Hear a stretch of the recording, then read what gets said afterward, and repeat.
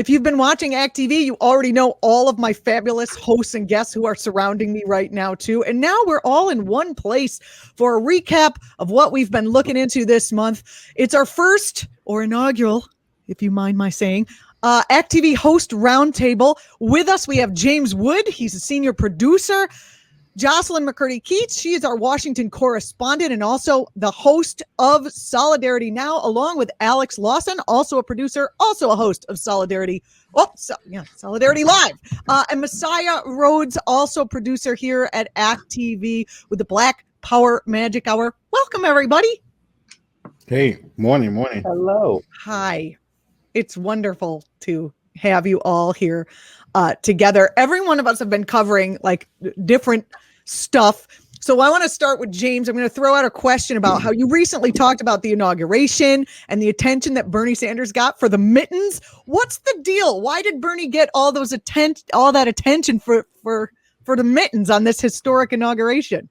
Well, that's probably a combination of a few things, not the least of which is that it was just freaking adorable. So, there was that. Plus, the general Bernie love in the digital, memosphere. And then you add that up with the fact that there he is. Yeah. Hey, there he is. That guy. Yeah. I hear good things about that Bernard fellow. But mostly I think a lot of it was like people blowing off steam. Like even myself, we've been so focused on, is Trump actually going to leave the White House, which has like never happened before. So for those of us who work in this sphere, usually after the election, we all go, and we relax. And we haven't done that for the last 8 weeks. We've been on edge going, is this guy actually going to like not leave?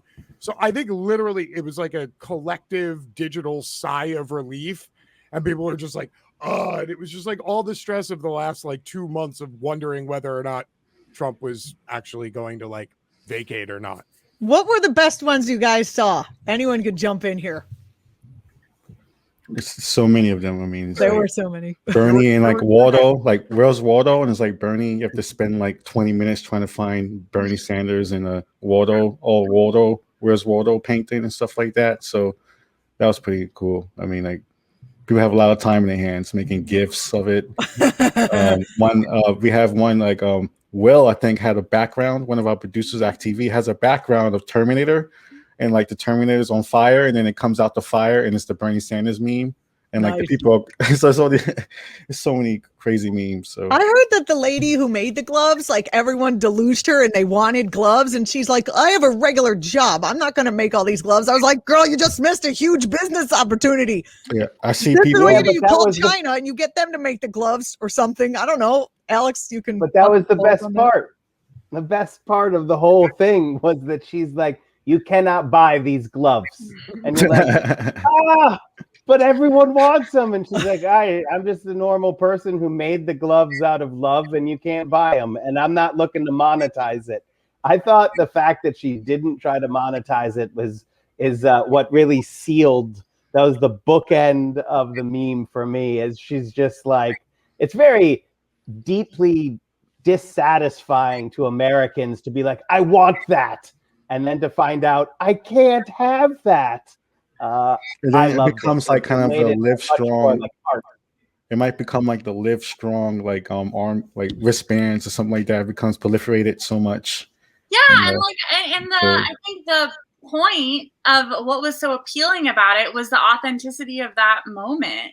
Yeah. You have this senator who's just kind of this very idealistic, very driven, very about the work senator from Vermont who people love because he is that way. And I don't know. I think we all own that jacket, right? Haven't we all owned that jacket? I love the way Yeah, I went to the old Army Navy store thrift shop the jacket. Yeah, exactly. When you finally push to get a warm jacket, you finally like got, okay, I get a warm jacket now. It's cold. Oh no.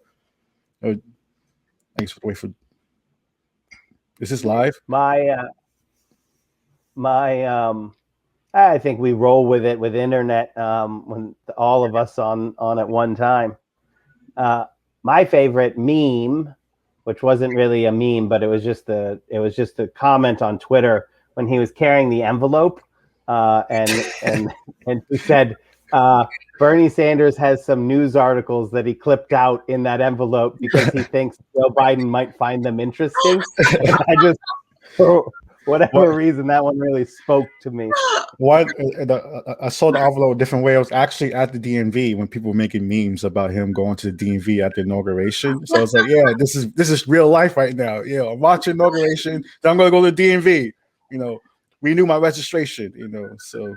Well, and I think the best part about Bernie is he is that way. Yeah. Like it's not fake to an almost self-caricature extent. And I think we all crave that kind of politics at this point, I think the counter Bernie meme was how everyone kind of was trolling JLo for, didn't she Wait, who's got the cops behind him? I have the ambulance or someone else has the ambulance. I don't think it's me. Definitely not me. I usually have the ambulance because I'm right in Flatbush. It's like I'm stuck behind the ambulance every other day because of COVID-19. So. Oh, that sucks. Yeah. But yeah, Bernie Sanders. I'm a big fan. So I'll go ahead and keep talking. I think Julianna's frozen again. The internet does not like this powerful combination of all of the hosts at once. Crossing the streams. Yeah. It's like, no. So my favorite thing that I learned is that what was in the envelope was actually his tickets to the inauguration. So they sent him inter-office mail, his tickets, and he's like, oh, here's my tickets. I better bring them in case they don't let me in. And then it's like, well, what can I carry them in? And they're like, this is a very fine envelope here. It's not like I could just throw this away. I'll just bring it in the envelope. And then he walks out with his coat. I think he has 2 coats, but his coat and his mittens, and he's like, it's very cold out. And a $5 surgical mask. He doesn't have like a fancy. He could have had a fancy cloth mask or like the black mask, like the Obamas or the Bushes. He had like the $5 surgical $1 surgical mask. So. You guys, Alex and Jocelyn, you guys talked about on your program, you guys, so Bernie's been the big topic, and of course the coup, and everybody's been talking about that. You and Jocelyn, Alex, you guys recently interviewed David Sirota on the attempted coup. What any key takeaways from that conversation that you'd like to bring to our viewership?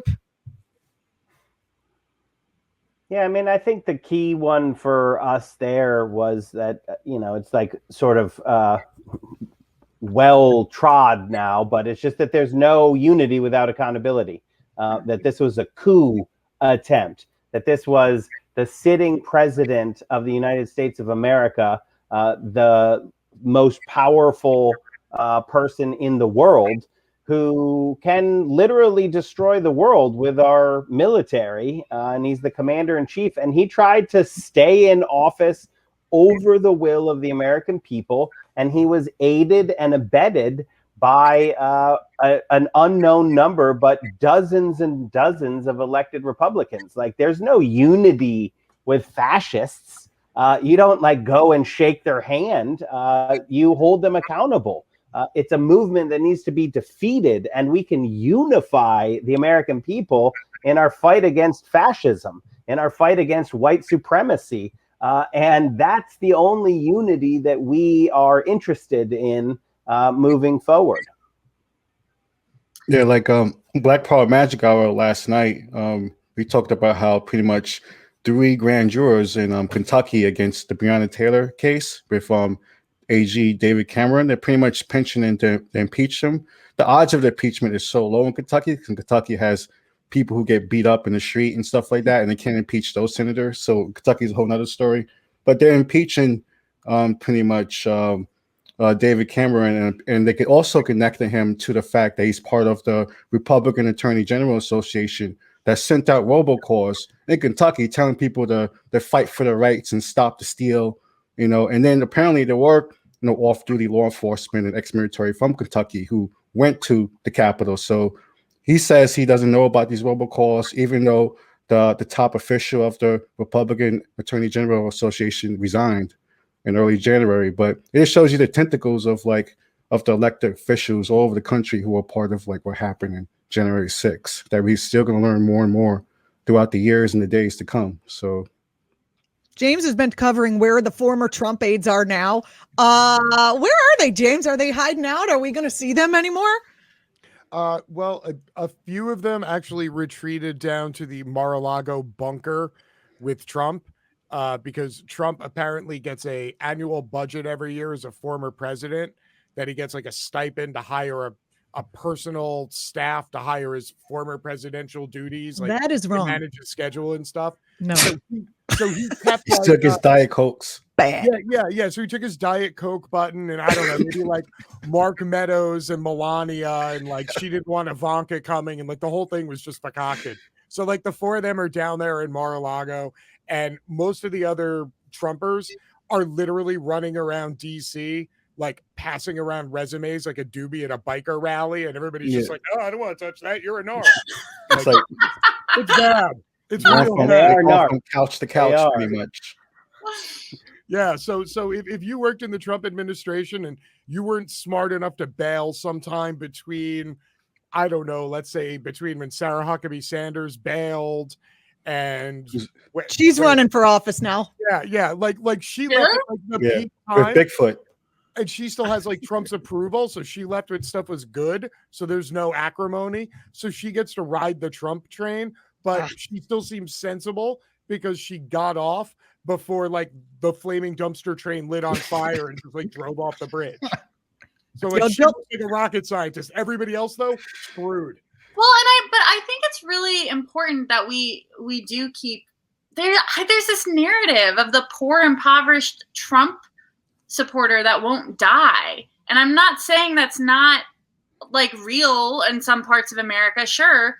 But as we keep talking about, and I think we need to continue talking about, all these people, all these White House staffers, all these Capitol Hill vigilantes, these were not poor, oppressed people. These are all people from upper middle class, wealthy backgrounds who chose this because they're white supremacists and they're well connected. And they're, even if they, I mean, I hope you're right about them not getting hired, but like, they're not like, oh, these poor people, they just didn't know any better. Yeah. No, they're evil. You can't have your Ford Raptor be your primary car. The gas mileage in that is mad shitty. So they have to have, those are $75,000 pickup trucks that they drove all across the country to raid the Capitol. So, really? I mean, yeah, there's a lot of stories like that. It's like, with like ammunition and guns, that's like thousands of dollars. Like, you can't be a poor person just holding around ammunition and pickup trucks and stuff like that. Every time you see one of those pickup trucks with like the lift kits and the two pipes on the side that blow out actual black coal smoke because Liberty, like that's a $70,000 truck. That is not, that's not thing at all. That's not Joe who works at Wendy's. That's not him. No, not at all. So, oh, she's gone again. I think if we are still like, I don't want to be the skunk in the room, but my read in DC right now is actually that the Trump train is winning in the splintering of the Republican Party. That it's about 70-30, 70% following Trump and 30% on the sort of Mitt Romney, Liz Cheney side. You're going to get about 5 senators who vote for impeachment, and the rest of the caucus are going to line up and try to say, oh, well, it's unconstitutional, things like that. But that Trump is actually, as of right now, still wielding a tremendous amount of power in the Republican caucus. And I don't know. I think it's going to take a lot of effort to change that. But the fracture alone weakens Trump's ability, right? Like that, his coup. I like to really think about how all Republicans are garbage in that they're literally trying to like, oh, well, it was just a little coup. It didn't even work. Only 5 people died. Sure, they brought IEDs and machine guns to the Capitol to overthrow. It's unbelievable how they're doing it, but they are. And Tucker Carlson is sort of like tip of the spear, leading the way at trying to be like, oh, it's just boys will be boys. I mean, who hasn't tried to overthrow a country? And yeah.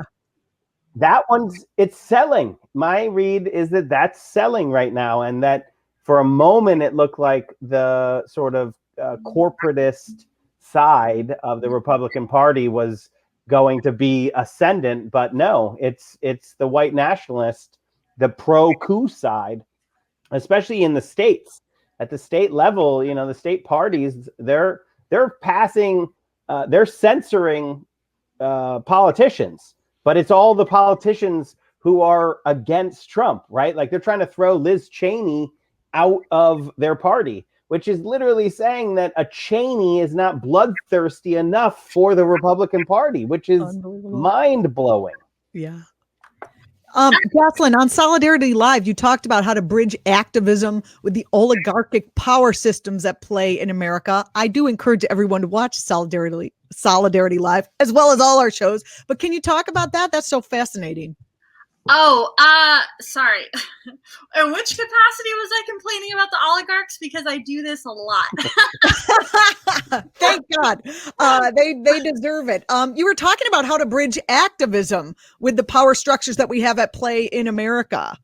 Oh, yeah. I mean, I think that the reality is that we already know this, and I think that Alex pointed this out too. I think the progressive movement is already very awake right now, which is exciting, and I'm very excited to see more of that. But part of that means not getting lazy in victory and not getting sad in defeat, and just continuing to work with the system we have to make it more fair, because the system we have is currently giving power to rich people in a terrifying, alarming way. That said, you have to work with the reality that exists. I mean, there's this great Byron Katie quote: you can argue with reality, but you lose 100% of the time. And so the way we revolt is not by doing so in a vacuum and just like using it as some great catharsis experiment. The way we revolt is in an actual, honest attempt to gain power for the popular majority, and not in like a creepy, weird internet way. This is a question I have for everyone. Do we see the newly woke, a lot have been made of people waking up under Trump to see like just the horrors, not just of, of the Republicans and of Trump, but of like the Democratic Party and the system and all the stuff that went together.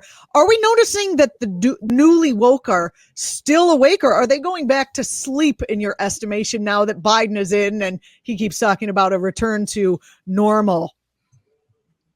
I mean, Occupy Wall Street happened under the Obama administration, so I can only imagine what's going to happen under a Biden administration. So at this point, when it comes to like you have the Wall Street bets with people betting their money on the Robinhood app and stuff like that, and banning short selling stocks for GameStop. You walk into a GameStop and GameStop's like empty with like cutouts of like Super Mario. They don't sell anything yet. They're making millions of dollars in short selling against ultra wealthy people who have pre-tax money in the trillions right now. Since the pandemic has started, people have made trillions of dollars in offshore accounts all over the world. So the wealth disparity is increasing the odds of living right now. In the neighborhood I live in right now, this in Flatbush, I hear ambulances all the time. This the day after Christmas, someone ran with a baby that wasn't breathing down the street, firefighters. I mean, this is the reality that I see right now, and rather like, people have mutual aid, food shortages around here. It's like, this is material things. So when I see Trump supporters talk about this is the greatest moment ever, like this is the delusional reality that they live in. And how can I unify with someone who thinks that way? And my material world has been actually affected by Trump's policies that accelerated things that happened before he was president. So it's like, so I hope that, when it comes to the liberal top side, that, the politicking of that end, that they remember that the pandemic is really crushing people right now, and they're not deny people $2,000 April to May. Whatever negotiating happens is going to have real world effects that I'm going to see, that everyone else is going to see. So at this point, I feel like, the speeches are one thing, but at the same time, when I saw Biden speak yesterday, I literally cried because I felt like the sense of normalcy to see a man, even though I have my concerns with Biden, but to have a man to say that we're going to do some things, people are dying. Like I almost cried. It was just unbelievable, the reality shift that we happened. And I feel that people, even though it feels kind of dark right now, I still feel hopeful that the months to come, how activated people are, how woke people are, that things are really going to shift in a way that we can't imagine. So I'm really excited. So and I also cried. Yeah.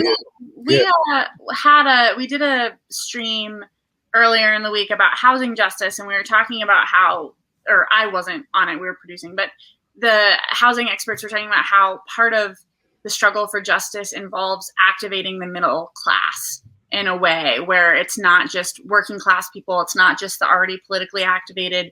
And you're seeing that in America right now because income disparity, the coronavirus, the struggle for racial justice, these are things that are coming into everybody's living room, even people who we might think of as more privileged. Because when you have an income disparity gap so aggressive that billionaires are becoming trillionaires, well, the rest of us are like, whoa, this vast number of unemployed people and people are concerned about their families dying. That's going to radicalize people in a really beautiful and important way. And I think we're seeing that.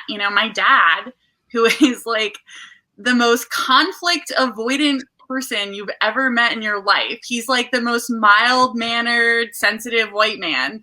And we got coffee the other day and he's like, talking about Black Lives Matter and how like capitalism is crushing people. Like, I'm like, what? But I love it. That's I think I'm hearing that a lot nowadays. It's just really the people you least expected are talking like that. Like, whoa, grandma. Like, I thought and like my dad's not conservative. He's just kind of an apolitical, or was an apolitical, like just like nice dad type of guy. And now he's like, capitalism is crushing the American family. I'm like, yeah, it's great. I think that's listening to our channel. He's obviously watching your show, Jocelyn. Actually, he might be watching this. So I do think that maybe one of my things is to be the skunk in the room again. Just that I agree. We're at a moment. There's a lot of potential here, but the Republicans are really good at what they do. The shift is done.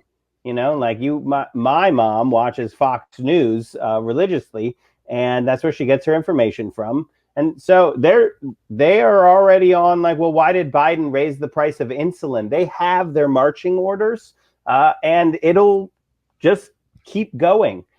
So we are seeing some people continue in the struggle, but I do think that we're going to have to work hard for it. The quote unquote like good thing is that I think people are misunderstanding how easy things are going to be, that Biden can just fix everything. There's a lot of things in life that you can't fix once they're broken. And this pandemic, killing 4,000 people a day, the depression that we're in, the economic depression, it's unparalleled. And what we're going to see is a whole bunch of Republican and right-wing attacks on any attempt to fix the things that Trump broke.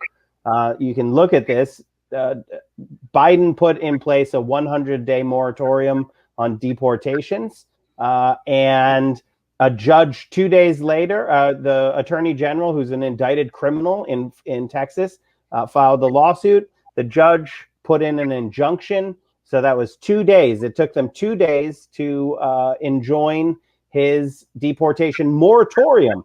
And at the same time, ICE, the agency, the Papers, Please police in America, who have federal jurisdiction and power over our life, death, imprisonment, all over the country, they just said no to the president. They said, no, we're not going to stop. The agency said we're going to keep being the Papers, Please police, even if our boss, the president of the United States of America, says to stop, we're not going to. And then they have a legal apparatus set up to actually get their backs, not the president. And now you see this is going to go up the courts. And what is the Supreme Court going to do? What is this incredibly right-wing Supreme Court going to do? Are they going to be on the side of Joe Biden, or are they going to be on the side of this fascistic paramilitary police force that has a budget that would dwarf?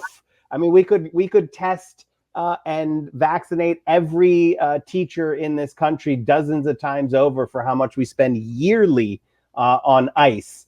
This is the reality that we're facing. There was a coup attempt, a right-wing coup attempt, and there is giant militarized right-wing power centers all around this country that we're going to have to deal with for the next generation in trying to get progressive change. So I hope that people don't think they can go back to sleep because it's just not possible.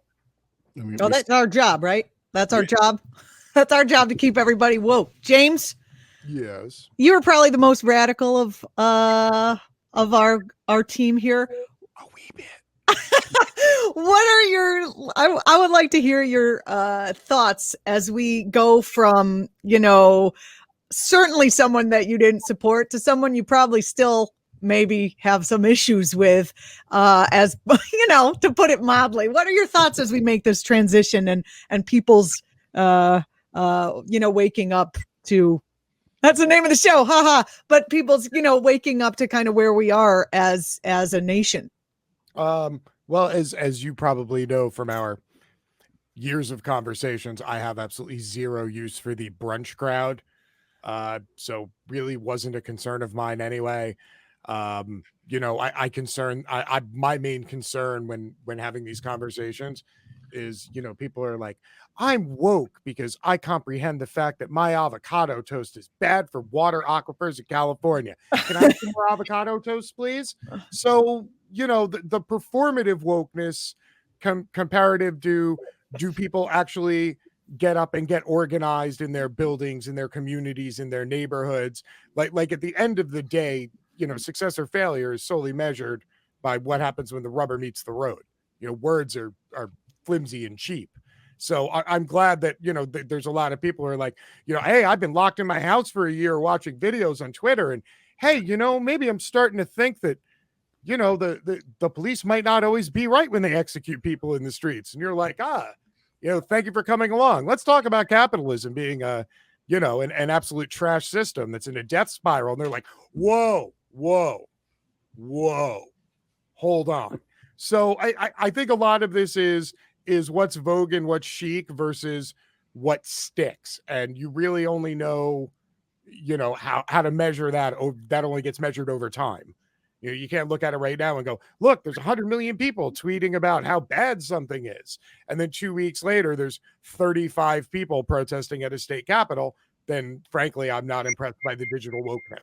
But if people get motivated, they get out in the streets and they organize, then as always, that's the number one key to advancing issues and getting things done in a positive manner. Let's go in a circle now and talk about what we're looking at for the month coming up as we finish our inaugural host roundtable, where I have continually been dropped off by the internet, but I have enjoyed watching it. I have what they call optimum internet, and we like to call it suboptimum. So, Hey-o. Thank you, Ed McMahon. All right, let's talk about what we are about to talk about in the upcoming month, what we're keeping our eyes on as we produce content here for act.tv. We'll start with Messiah. Yeah, we're going to keep up with this, like the economic, because right now Biden can sign all the paperwork he can, but it's up to Congress to give us money at this point. So hopefully we're going to see what happens with that. The impeachment, whether we hold a former president accountable for almost a tenth of the coup, I think that's going to be interesting to see. We're going to cover that, as well as bad cops. There's always going to be bad cops all over the country because America loves to support bad cops. And then as well, the mayor election is happening in New York City. So that's going to be a clown car election as well. So we're going to cover that from Andrew Yang to Eric Adams to Bill de Blasio. Hopefully he's going to leave and not attempt to coup himself, so we're going to cover that and see how that goes. So in Black Power Magic Hour, we're going to cross over more, and Dr. V Genius, So that's pretty much what's going down with Black Power Agile in the coming months. So, Jocelyn, what's up with Solidarity Live? Oh my goodness. Well, we have a lot of exciting guests coming up, but similar to what, I mean, I think that Alex and I, we really do like to talk about, although apparently not today, Alex, we do like to talk about the hope of solidarity and what we can accomplish together. And I personally am going to be very interested to continue seeing what the administration does with all these rapid fire executive orders they've been rolling out. I think it's exciting, and but also not everything, right? If executive orders could solve all the world's problems, that would be wonderful, but it's obviously more complicated than that. I don't know, Alex, what did you want? What are we doing this month? Did I miss anything? I think there's one key focus that we're going to be trying to, there's a few, but the first one is how the Senate works. And I really want people to understand that the Senate works however they want it to. It's a self-governed body. They make their own rules. So when they say there are rules that prevent them from doing the thing that you want, you just have to hear that as they don't want to do the thing that you want and created a rule to block it. This is because we're going to hear a lot about the filibuster, and we're going to hear a lot about budget reconciliation. And I want everyone to understand that all that matters is what can you get 51 Senate votes to do. And if you can get 51 Senate votes to do it, you can do it, full stop. You can do it through budget reconciliation. Oh, but there are rules about what can the parliamentary... Nope, because 51 votes can change the rules. So what we need people to understand and demand is that we get 51 senators, 50 senators, 51 Senate votes with the vice president behind a COVID relief package that actually puts money in people's pockets and helps people. And we don't allow some arcane process points to let them pretend that they can't do it. Joe Manchin, Kristen Sinema, these are going to be two names you're going to hear over and over and over again. But don't let them convince you it's the filibuster. We need to find 60 votes. We never need to find 60 votes. We only need to find 51, and we should hold everybody who is not giving their votes for the things we're demanding accountable to the highest degree possible. That's what we'll be doing. I think Julianna froze again. So James from the internet, I'm going to call on you next. It's like one of those round robin phone calls. Well, let's see. What am I explaining that? I myself have been confused. There she is. See? Oh, I'm back. She's out of well, stasis. James, I feel like we're in the Brady Bunch squares. We need like a few more, and the maid name Alice. James, what do we have coming up on your does your thing have a name? No. It's just James. James's line Just James on Act the TV. internet. It's just me. Just me. Okay, what's coming up, James, on in your series? Unlike everybody else, I have absolutely no exciting guests coming because, But you are exciting yourself. I'm all the 9-volt power that I need. So in addition to focusing on our usual weekly segments that include what the hell is Donald Trump up to? And the economy is on fire. And our usual political stuff, I will actually be doing more of a deep dive into the landlord-renter relationship here in America, because for those of us who aren't aware, we have certain moratoriums against evictions and mortgage foreclosures that have been extended until February or March. And, we're talking about maybe getting people, a $2,000 check sometime in April or May, 16 months into the pandemic. And since all of these are just stopgap measures and nobody's really talking about the fact that landlords are expecting literally the day the moratoriums end for people to drop a year of back rent in their hand or be evicted, and that there is going to be a national housing crisis greater than the one we saw during the Great Depression, I am mostly going to be focusing on explaining to people that all landlords are parasites and that it is time to rapidly change our housing system before we no longer have housing or a system. I love all of you people. It's a joy to work with you. James Woods, senior producer on Act TV, Jocelyn McCurdy Keats, Washington correspondent and co-host of Solidarity Live, Alex Lawson, producer and co-host of Solidarity Live, Messiah Rhodes, producer and co-host of Black Power Magic Hour. We got to get the other co-host on here next time. Yeah, Dr. Genius, yeah. Fill out really mix it up. Yeah. Squares. Get the whole Twitch world. All right. Thanks, everybody, for watching. We appreciate you watching us and also sharing Act TV with your family and friends. We're growing. We appreciate everyone who watches all of our shows or some of our shows. And I guess that's it. Huh? We good. Thank you, guys. That was awesome. Good. Peace.